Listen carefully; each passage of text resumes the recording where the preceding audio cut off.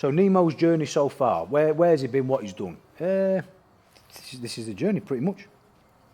That's it. I'm trying to balance the dog. I want a balanced dog. I don't want not a typical Staffy, because that's why I got one. Otherwise it'd be cruel to say I don't want a typical Staffy.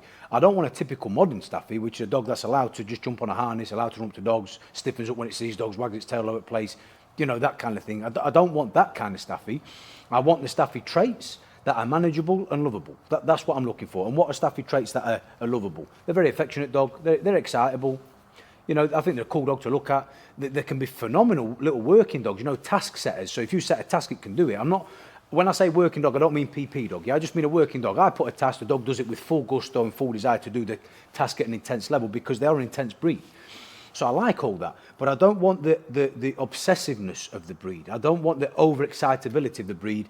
I don't want the detachable side of the breed, because they're quite good at detaching from you at times.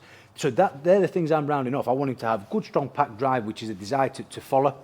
I want him to be submissive to me, which means the desire to follow leadership and appease. Yeah, I don't want him to compete with it. I want him to integrate with dogs really well. I want him to be actively happy, so he looks like a happy dog, you know, balanced dog, likes to do tasks, likes to engage. And at 14 and a half or 15 week old, whatever he is now, yeah, how old is he? 4, 8, 12, 16 week. Yeah, he'll be about 4 months old. That's what I'm aiming for, and I'm not miles away at 4 months old. Yeah, I'm not miles away. You know, he's pretty calm. He weren't calm genetically, right? But he's a pretty calm dog now.